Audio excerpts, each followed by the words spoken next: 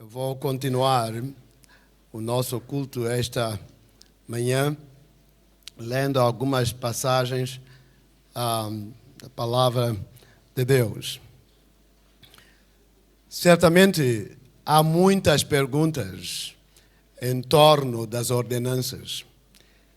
Alguns de nós já passamos pelas igrejas que observam sacramentos de várias ordens, e alguns de nós passamos a igrejas onde, além das ordenanças do batismo e a ceia do Senhor, também tem o que chamam a ordenança do ID. Tem algumas pessoas que assim chegam, mas entendemos que de forma expressa, direta, para a igreja, o Senhor Jesus terá deixado essas duas ordenanças que nós temos observado como igreja. Vejam lá, depois da sua ressurreição, em Mateus capítulo 28, a começar no versículo 16, ele diz: os 11 discípulos partiram para a Galileia, para o monte que Jesus lhes tinha indicado. Quando o viram, o adoraram, mas alguns duvidaram. Chegando Jesus, falou-lhes dizendo: é-me dado todo o poder no céu e na terra. Portanto, ide e fazei discípulos de todos os povos, batizando-os em nome do Pai, do Filho e do Espírito Santo, ensinando-os a obedecer a todas as coisas que eu vos tenho mandado. E certamente estou convosco todos os dias, até a consumação do século. Essa é a base com que nós seguimos e praticamos esses atos que Jesus deixou, essas ordenanças.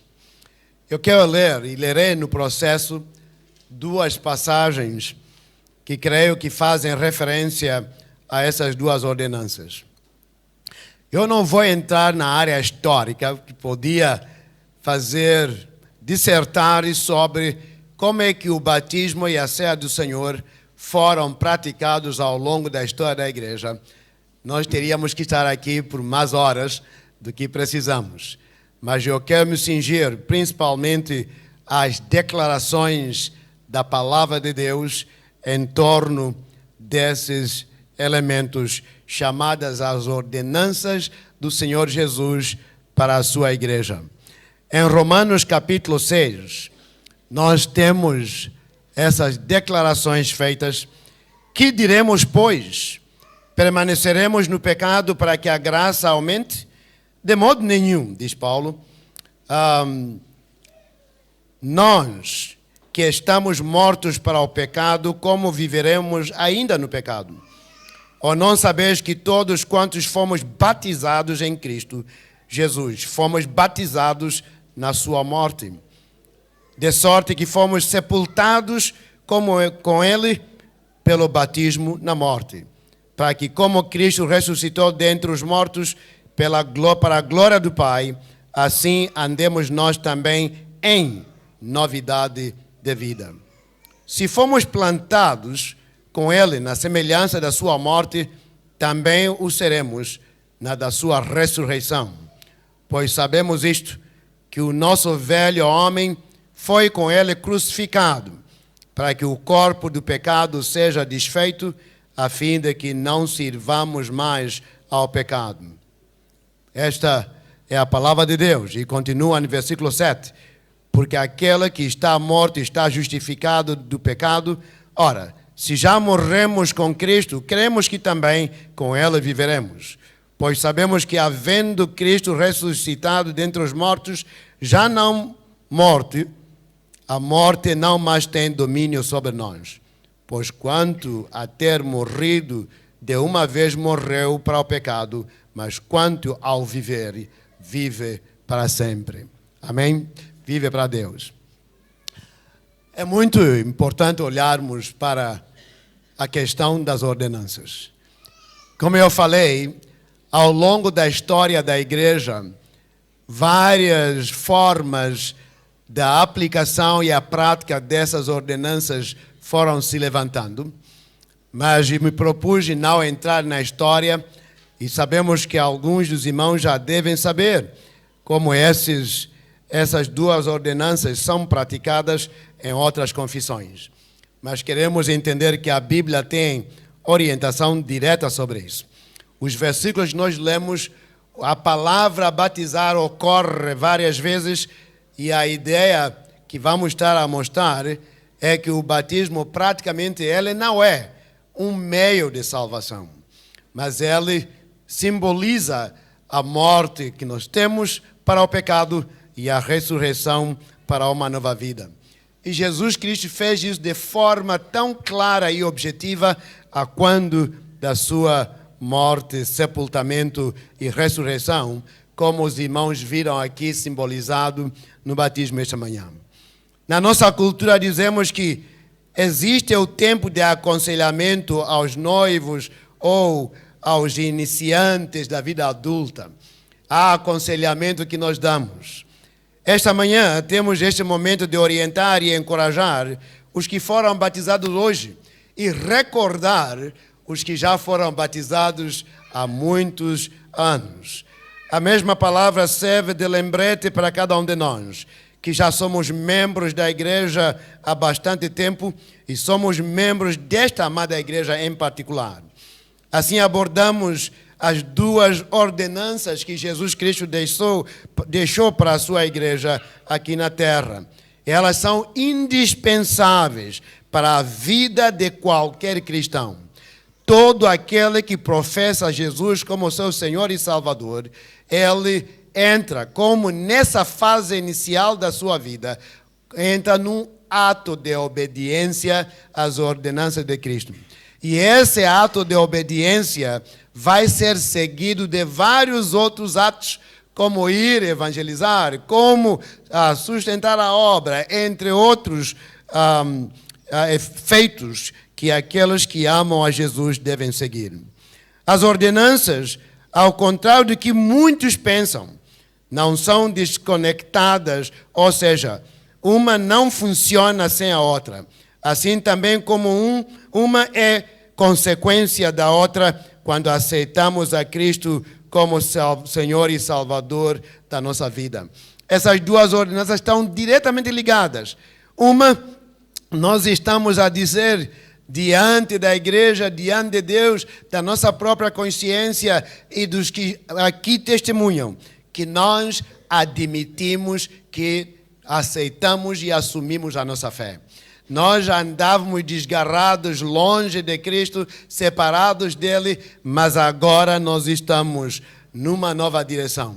Aceitamos a Jesus e com ele viveremos, com ele morreremos, até que ele volte aqueles que estarão vivos até a vinda dele. Então é um compromisso sério quando nós caímos às águas batismais, é um compromisso sério quando nós participamos da ceia do Senhor, porque estamos exatamente a dizer, nós queremos ser cristãos obedientes. E para vocês que hoje foram batizados e adentram a esta comunidade de fé, esse é o vosso primeiro ato público de obediência, em que estão a dizer, assim como Cristo foi sepultado e ele ressuscitou, a nossa esperança é avivada por este ato, em que nós também, ao entrarmos nas águas, estamos dizendo, morremos para o pecado e estamos ressuscitando para uma nova vida com Cristo. Então, podemos olhar de forma bem precisa a essas ordenanças. Primeiro, o batismo nas águas. E o segundo, a ceia. As ordenanças fazem parte da nova aliança. Não estão inseridas no contexto das leis de Israel. Nós sabemos que há muitas situações que aconteceram com o povo de Israel, quando caminhavam, as nuvens cobriram-nos, entre outras coisas, quando estiveram o anjo da destruição passando, tendo o sangue nos umbrais, entendemos que a Páscoa ali é refletida. Mas nós entendemos que essas ordenanças, elas são pertinentes à nova aliança. Sim, algo que Jesus Cristo deixou para a sua igreja. Como também não se trata de rituais ou sequências de exigência para alguém ser salvo. Você não é salvo porque foi batizado. Você é batizado porque foi salvo. Está a dar o testemunho de que agora já estou com Jesus. Pois para tal, basta reconhecer Jesus Cristo como seu único e suficiente Salvador. Há muitos que são salvos sem sequer ter tempo de serem batizados e tomar a ceia do Senhor, nem tampouco terem se engajado na obra da evangelização e missões. Estão lembrados do exemplo disso, quando os dois ladrões, dois malfeitores, estavam pendurados com Jesus na cruz. Um estava a maldizer e o outro disse: nós estamos aqui por razões certas, mas este aqui, pecado algum cometeu. Portanto, naquele momento Jesus disse: tu hoje mesmo estarás comigo no paraíso. Em outras palavras, este homem foi estar na presença de Deus para sempre.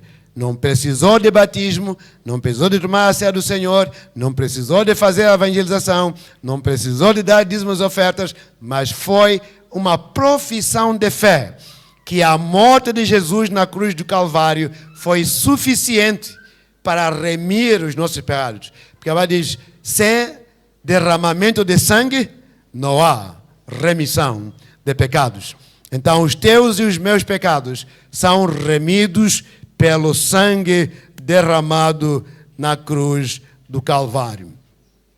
Então, é importante observarmos isso, que estamos perante um elemento simbólico, mas não um elemento que deve ser tomado e tratado levianamente, mas deve ser levado muito seriamente, porque ela simboliza algo tão especial que aconteceu na sua vida ao abandonar o pecado, aceitando a nova vida em Cristo Jesus. Então, essa ordenança, o batismo nas águas, o batismo foi testificado por Jesus Cristo mesmo. Na idade dos 30 anos, fora ao encontro de João Batista, conforme o relato de Mateus capítulo 3, versículo 13 e 17. O João, chamado Batista, porque batizava as pessoas no Rio Jordão ao se arrependerem de seus pecados. João se sente constrangido quando viu Jesus a vir e dizer que queria ser batizado por ele. Ele se constrange. Certamente ele devia entender que o batismo não salva. E como é que meu mestre quer ser batizado? E o texto que nós lemos em Mateus capítulo 3, 16 e 17 diz: e sendo Jesus batizado, saiu logo da água, e eis que se lhe abriram os céus, e viu o Espírito de Deus descendo como pomba e vindo sobre ele. E eis que uma voz dos céus dizia: este é o meu Filho amado, em quem me comprazo. Certamente, se o batismo salvasse, Jesus, que é Deus santo, que nunca experimentou o pecado, então nem teria sido batizado como um ato do cumprimento da justiça, como os homens haviam de seguir. Então, em Mateus 16, 15 e 16, Jesus Cristo afirma o ato de batismo como algo anexo em quem crer que Jesus Cristo é o Senhor. Digo, Marcos capítulo 16, 15 e 16, afirma isso. E ela, ao enviar os seus discípulos às nações, disse: quem crer e for batizado será salvo, mas quem não crer já está condenado. Observe que Jesus poderia até repetir a segunda afirmação, como por exemplo: mas quem não crer e não for batizado já está condenado. Mas não, ele diz, porque Jesus não fez tal pronunciamento. Crer em Jesus Cristo sempre foi o fator decisivo para a salvação.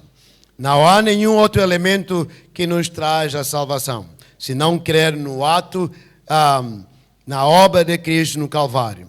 Enquanto João pregava arrependimento e anunciava a vinda de Cristo, que viria salvar a humanidade, e batizaria com fogo. Mateus 3, 11 e 12.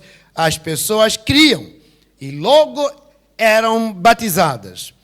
Não existia pré-requisitos para entrarem nas águas, como vemos hoje em algumas denominações criarem muitas exigências para o batismo.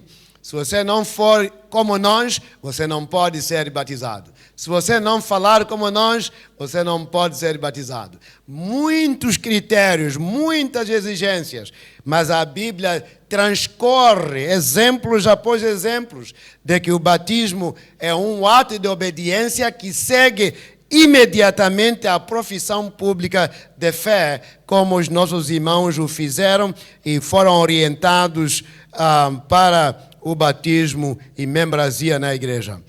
Batismo é ato de obediência e um testemunho público, portanto, ato de profissão de fé.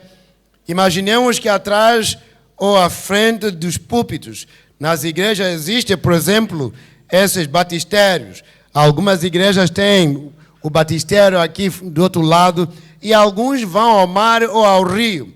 Não importa a posição, a situação. O importante é que queremos dar esse exemplo e esse testemunho público assumindo a nossa posição no relacionamento com Jesus. Nos dias de hoje, cria-se todo um procedimento para que isso aconteça. Investigação, estudos e muito mais. Isso se dá ao fato daquela pessoa, após passar pelas águas, receberá certificado e batismo e tudo mais. Todas essas coisas que eu disse no começo não são pertinentes para a salvação. É lembrete do que aconteceu hoje. E o mais importante é saber que está, de forma simbólica, a aceitar e obedecer às ordenanças de Jesus. Portanto, discípulos de Jesus, nós somos. E qual é a forma correta de batismo? Alguém pode indagar? Como é que o batismo é feito? Talvez tenhamos aqui familiares e amigos que nos visitam e estão acostumados a uma outra maneira de batismo. E qual dessas maneiras fazemos? Existem outras formas de batismo. O exemplo é a aspersão, onde a água, pouca quantidade de água é aspergida sobre a sua testa. Isso é chamado batismo por aspersão. E existe batismo por efusão, em que a pessoa entra na água e o ministro pega a água como se fosse numa concha e joga na pessoa ali. É uma forma. Nós entendemos que as Escrituras deixam a ideia de um batismo por imersão. Porque a palavra batizar em si significa o quê? Mergulhar, imergir, colocar debaixo da água. E esse é o significado que nós temos do batismo. É por isso, nós, nessa igreja, e muitos evangélicos, batizamos por imersão e não por aspersão ou efusão. O batismo por imersão deve ser feito dessa forma pelas razões que eu dei. Porque tanto etimologicamente tem a ver com a submersão, mas também tem o sentido, como falamos, sepultados para o pecado, ressurreição para uma nova vida com Cristo. Entendemos que estamos a falar aqui de um simbolismo. Seguindo o exemplo de Jesus, a sua igreja pratica o batismo por imersão e não por aspersão. Vimos que Jesus entrou na água, não foi? E ele saiu da água. Em Atos capítulo 8, mesma coisa. Filipe fala com o etíope. E quando ele aceitou Jesus, ele vai e diz, aqui tem a água. O que impede que eu seja mergulhado, seja imerso? E a Bíblia diz que foi e ambos saíram da água. Então, temos então modelo, exemplos bíblicos de que isto aconteceu. Então, não batizamos por aspersão nem por efusão, mas fazemos-lo por imersão. Fique claro para todos nós que as crianças de famílias evangélicas, quando ainda bebês, não podem ser batizadas. A razão é simples. Essas crianças ainda não têm, vivem ainda na fase de inocência. Elas são não só inocentes, mas a malícia que você e eu já temos de forma intencional não é o que acontece com elas. coisas más, ruins que acontecem. Aliás, Jesus deu exemplo disso. Deixai vir a mim as crianças, porque dela é o quê? É o reino dos céus. Então teria dito, batizai-as primeiro, e uma vez batizadas, sigam o exemplo dessas crianças. Não, tal como elas eram, assim Jesus deu o exemplo. Então temos aqui a ideia de que as crianças ainda ostentam a pureza, a inocência, simplicidade, e essa ingenuidade, entre outros fatores. A criança ou bebê de pais cristãos deve ser apresentada ao Senhor na igreja. Chamamos isso de dedicação de bebês. Quem dedica ao bebê não é a igreja. São os pais que dedicam o seu bebê diante de Deus, afirmando que nós vamos orientar e cuidar essa criança nos caminhos do Senhor. Portanto, alguns confundem a dedicação de bebês com o batismo infantil.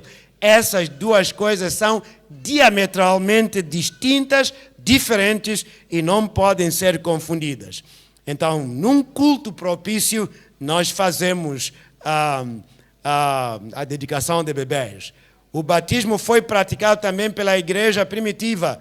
Exemplo foi o que eu mencionei em Atos capítulo 8, que nós vemos que uma vez pregada a palavra, ali não houve nada que impedisse aquele homem de ser batizado. Não precisou de passar por meses e meses de instrução antes que fosse batizado.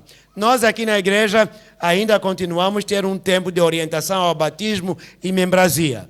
Mas se alguém aqui tivesse levantado a sua mão, eu creio em Jesus, e dizer, pastor, eu quero ser batizado, ainda tem água. Então nós podíamos fazê-lo imediatamente e não estaríamos contra a Bíblia. Mas procuramos orientar. Nós vivemos numa cultura que não é judeu-cristã e por essa razão tentamos orientar para que as pessoas entendam o que estão a fazer. É simplesmente essa razão.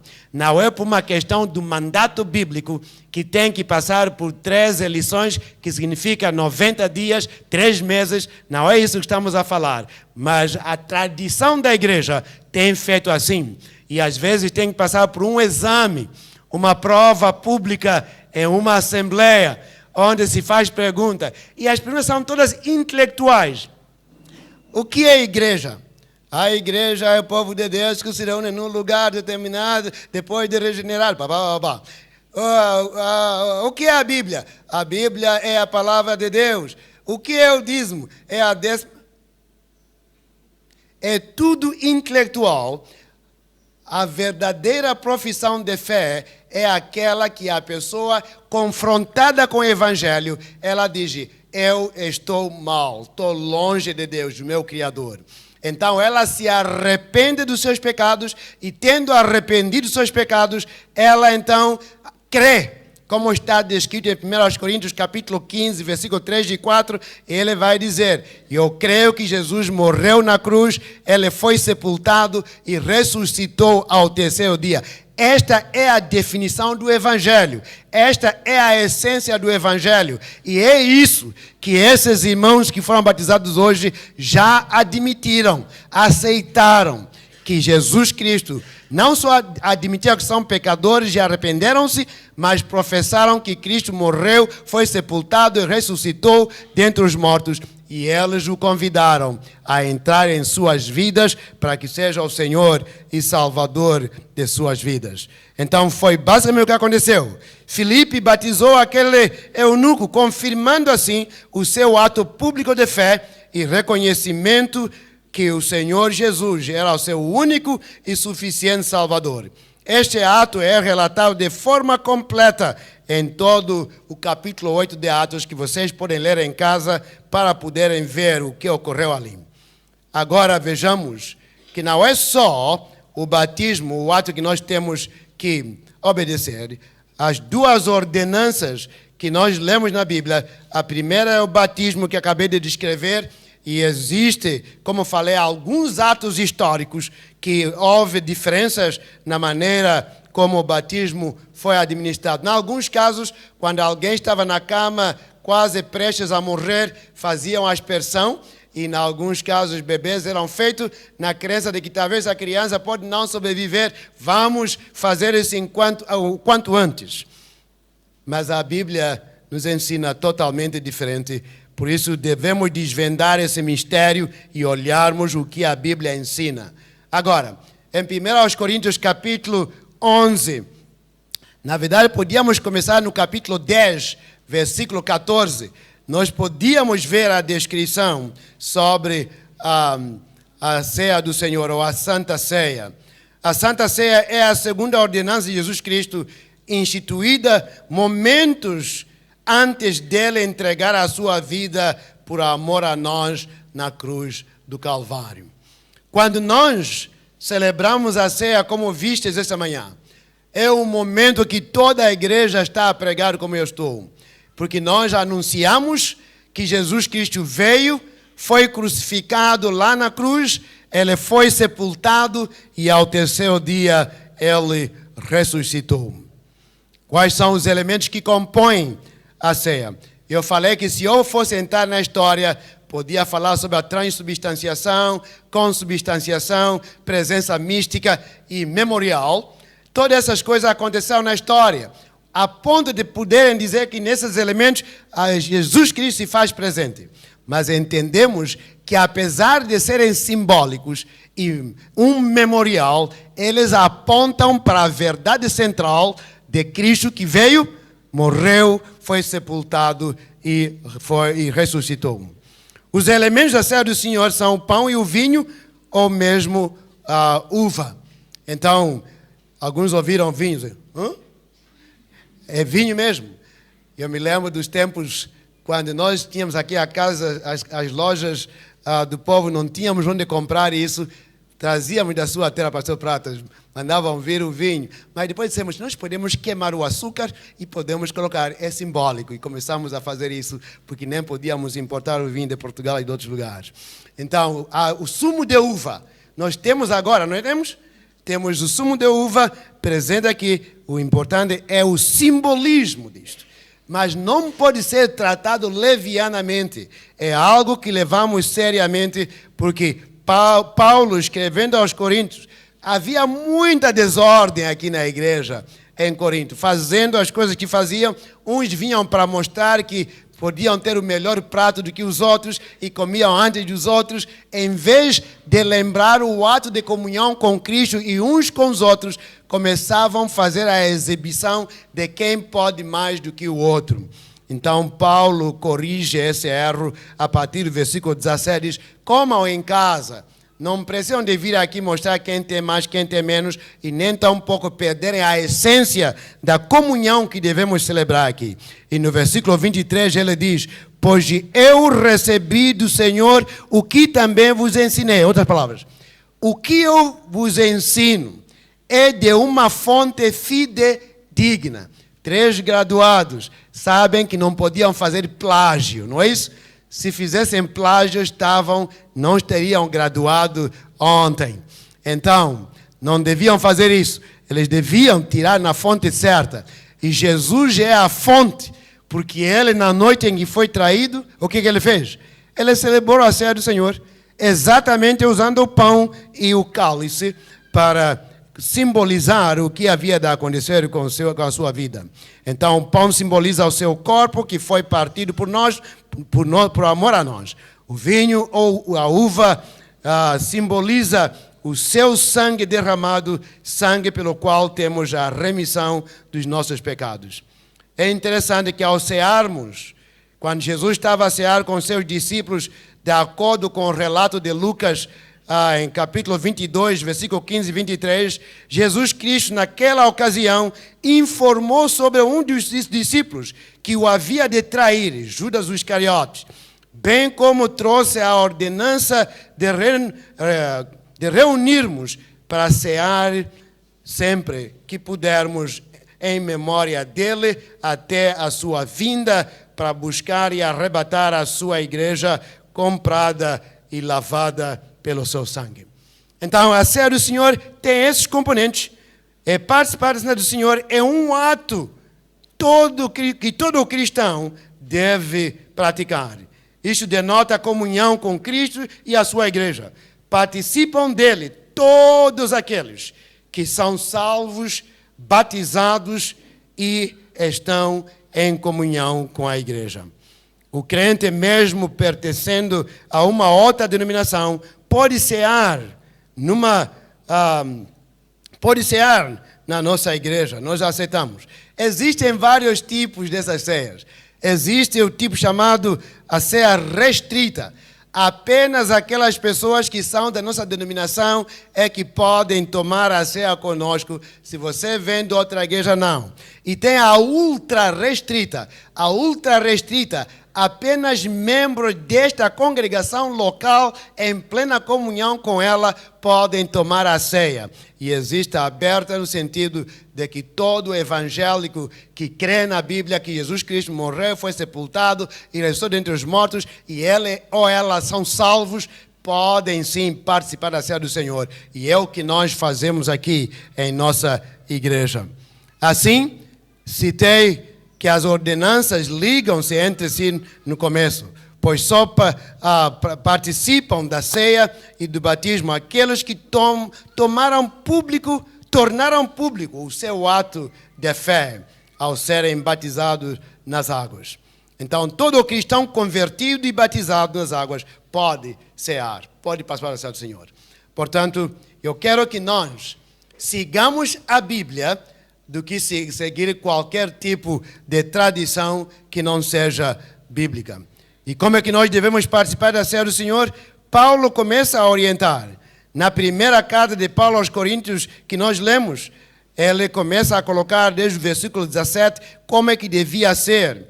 Segundo o que recebi do Senhor, eu vos dou. Então, não estou a vos falar de nada novo. Já ouviram falar que hoje já tem profetas aí? Tem novas profecias? A profecia não foi fechada lá no livro do Apocalipse, quando João, na ilha de Patmos, ele escreveu nada. Ainda tem uma nova profecia. Alguns vêm no púlpito, abrem a Bíblia e fecham e dizem: vamos para a nova profecia. Esquecem o que está na Bíblia. São heresias, são erros que são praticados na praça com líderes, pessoas carismáticas que arrastam multidões para suas igrejas. E as pessoas vão. Hoje de manhã, viemos com a senhora da Teresa, fomos deixar a esposa do pastor do Alto Maé, e estava lá um grupo lá, pessoas aí lá para receber milagres e outras coisas por aí fora. É incrível o que acontece na praça.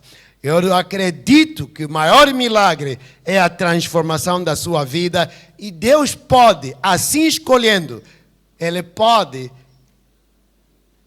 permitir que usemos a medicina para a cura, mas Ele pode miraculosamente trazer alguém à saúde. Amém? Ele pode fazer isso. Ele é todo poderoso, tem essas competências. Eu posso orar a Deus para que a vontade dele seja feita. E Deus, que é todo poderoso, Ele pode tirar a enfermidade. Há muita gente, muitas testemunhas de pessoas que já foram diagnosticadas com cancro, e da próxima vez que foram para o médico diz: o que aconteceu? Eu não estou a ver nada. Vamos lá colocar uma bateria de testes. Não estou a ver nada. Entre outras enfermidades. Então, Deus ainda é um Deus de milagres, amém? Mas não podemos vender milagres, como aconteceu no tempo da reforma, quando a igreja estava a vender as indulgências aí como formas de que você pode garantir ir ao céu, ou familiares mortos irem para o céu. Nós não temos esse ensinamento, não é bíblico. Nós não te pedimos que dás todos os seus carros, as suas casas, todo o seu salário para você receber 10 vezes mais. Nós não ensinamos isso, não é correto, não é bíblico e não vamos seguir. O que nós queremos que você saiba é o que a Bíblia ensina sobre como eu devo me relacionar com Jesus, como eu posso fazer parte de uma comunidade de fé, como é que eu posso contribuir para a obra do Senhor. Essas coisas estão lá na Bíblia. E nós queremos ser obedientes a quê? Às tradições ou à Bíblia? Queremos ser obedientes à palavra de Deus. É por isso, deste púlpito, pregaremos nada mais, senão a palavra de Deus. todo cristão deve refletir e examinar a si mesmo e está apto para participar do corpo e do sangue de Cristo, simbolizado pelo pão e pelo vinho. A Bíblia manda fazermos esta reflexão. Ainda adverte no versículo 29 de 1 Coríntios 11. Os que comem e bebem indignamente, comem e bebem para a sua própria condenação, não discernindo o corpo do Senhor. O versículo 30 apresenta as consequências. Por causa disto, há entre vós muitos fracos e doentes e muitos que já dormem. Há consequências à desobediência à palavra do Senhor. Você vai dizer, mas eu ainda não vi quem morreu. Se calhar é um morto ambulante. A sua vida não está como deve ser, não está em conformidade com a vontade de Deus, és fraco na sua fé, fraco na sua vida, entre outros males que podem acontecer por não sermos consistentes e obedientes à palavra de Deus. Existe um grande perigo ao participar indignamente da ceia. Muitos não atentam para isso. A consequência é as pessoas enfraquecerem mais ainda, pois muitas ficam com vergonha de não participarem, ou a outra pessoa até tem medo de que vão ser julgados. A ideia é, se você acha que está em algum pecado, qual é a coisa para fazer? É confessar. Alguns dizem, a ceia, ainda bem que deixou a ceia para o fim do culto, porque quando fizermos tudo, já começa a ceia, vou sair de fininho. Não precisa. Você pode confessar o seu pecado diante de Deus. Amém? Só isso. É tão simples. E se você está muito sério que eu quero tratar com as pessoas envolvidas, muito bem, deixa o cálice passar.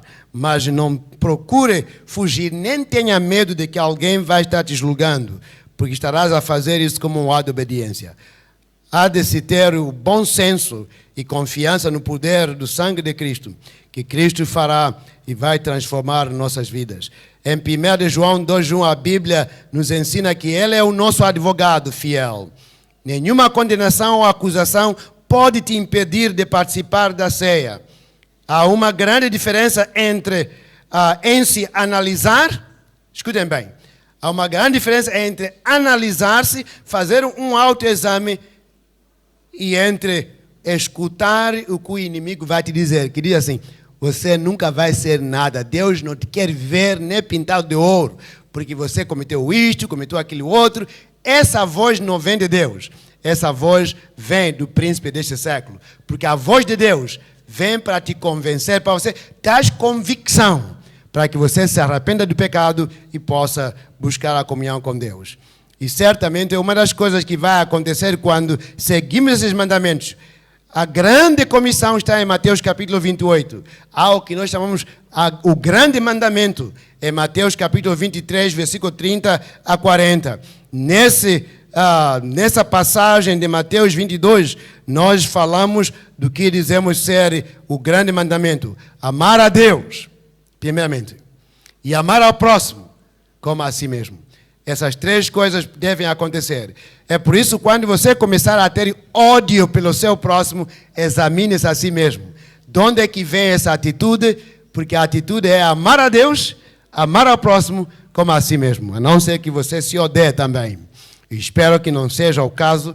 E quando uma situação ocorre que cria esse mal-estar, não vai andar aí a falar com pessoas lá fora. Faz o quê? Se eu e o Botão temos alguma diferença, eu tenho que fazer o quê? Eu vou ao Botão e nós vamos conversar e nos entendemos, e se há um problema que não está dando certo, chamamos mais alguém, vai nos ajudar, e certamente se não está dando mesmo certo, a congregação vai nos ajudar.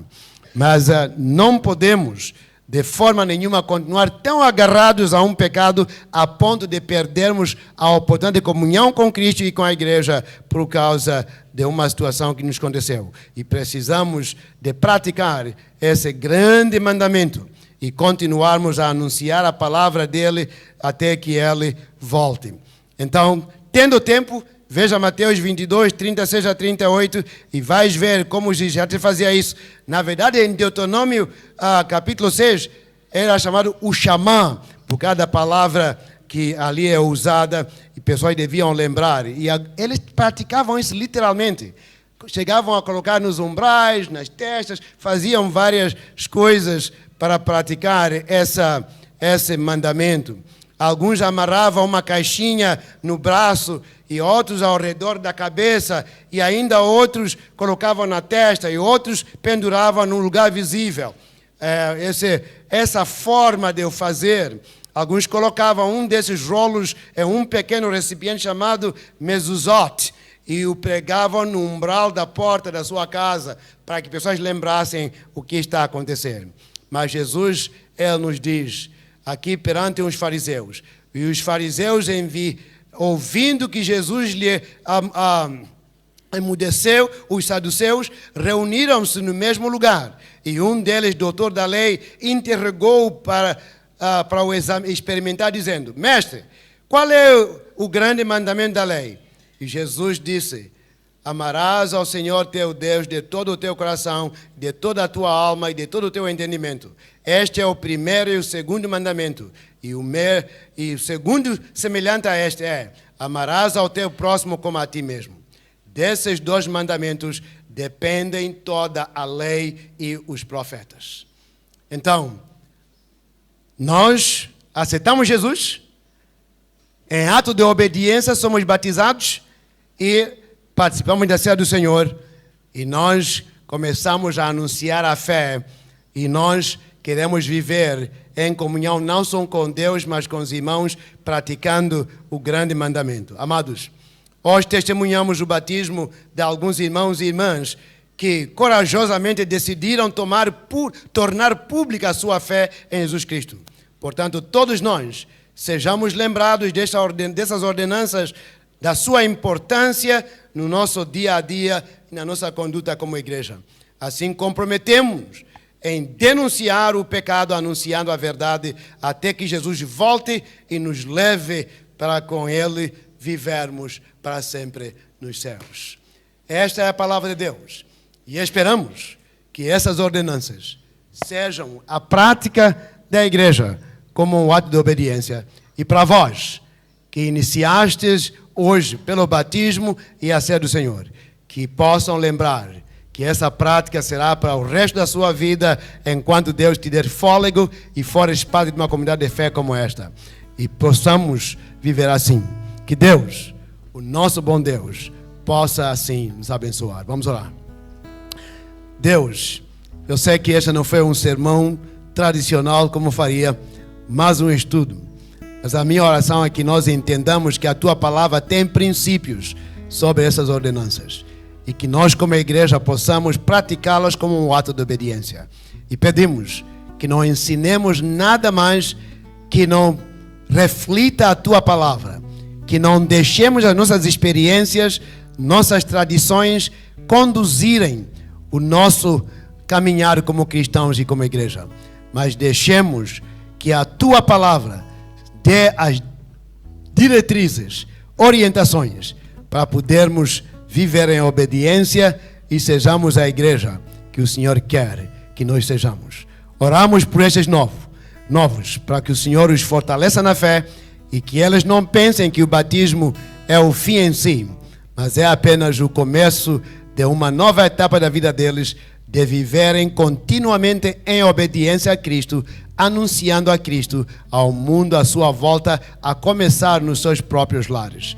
Abençoa-nos, que já somos membros, para que façamos o mesmo e possamos ser um modelo para os mais novos, não só de ser obedientes à palavra de Deus, mas em anunciar Cristo até que Ele volte. Pois é em nome dEle que nós oramos. Amém.